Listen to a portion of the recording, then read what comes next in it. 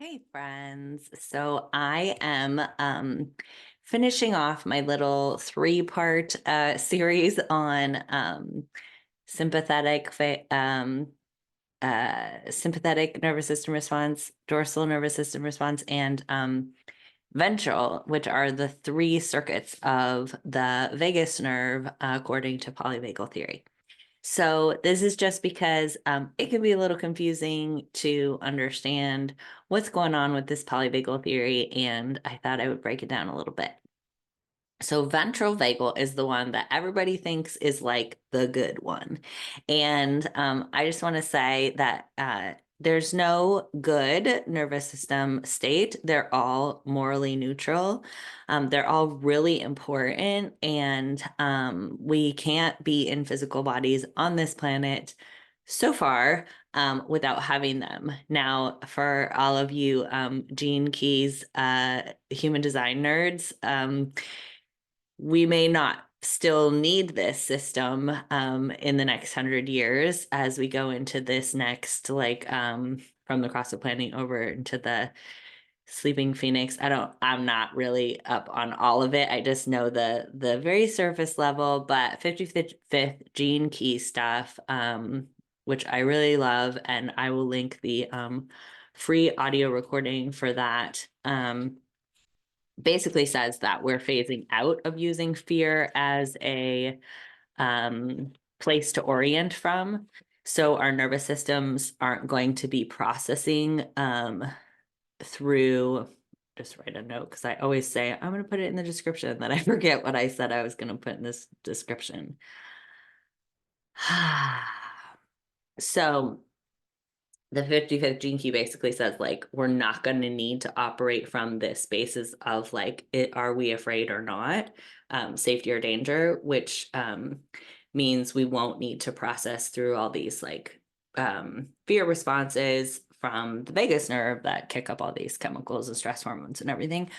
So we may not need this system for very much longer, but while we have it, I think even from the gene key perspective, our generation is doing the like heavy lifting of sort of finalizing our relationship with this fear-based model. And so I think our understanding our nervous systems and like getting really familiar with and supportive of our nervous systems is probably just like timed according to when we're like, okay, we're not going to need this much longer. Like, let's really understand it and get it fine-tuned so that we can say thank you and let go of it. So while we're still in it, we need it to be on this planet. So even if we were, excuse me, to be able to transition into some sort of like utopia where everybody was really supportive, there would still be like weather and hunger and animals and you know threats.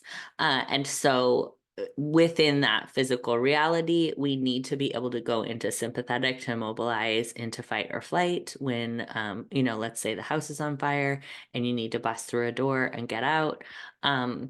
Or into dorsal, like let's say that these are the examples I always use, so I apologize.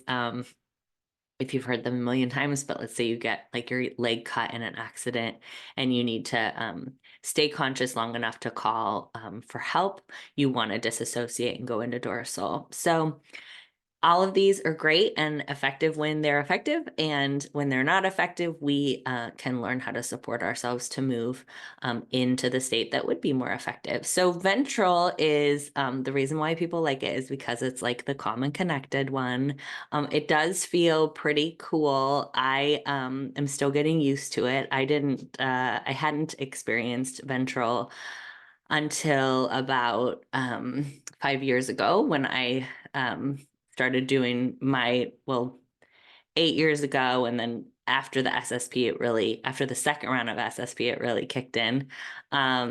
It feels like sort of like, how when you interact with a toddler and like everything's fresh and new and amazing, it feels like that. Like everything that comes across your path, you're like, Wow, that's amazing, or that's so fascinating. It's this like beginner's mind that people talk about. That's really what ventral is. It's like I'm relaxed, but I have energy if I need to. I feel totally fine being by myself, but I'm also happy to hang out with other people. I feel like curious but not like concerned if I don't find something out. It's calm and connected, engaged, um, really flexible, really open, and it's a beautiful place to be.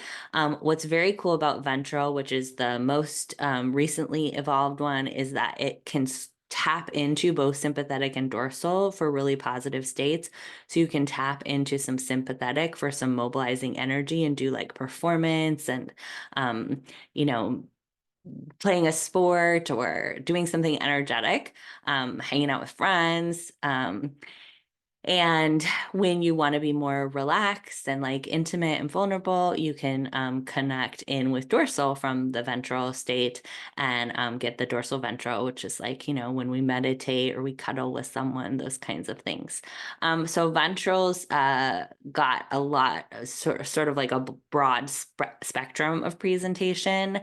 And it can be really lovely. And if you haven't experienced it, no worries. Everyone can learn how to support themselves back into ventral. It just takes some time and patience and restoring that beautiful, respectful relationship with your vagus nerve that society may have trained you out of. But that can be done with time and patience.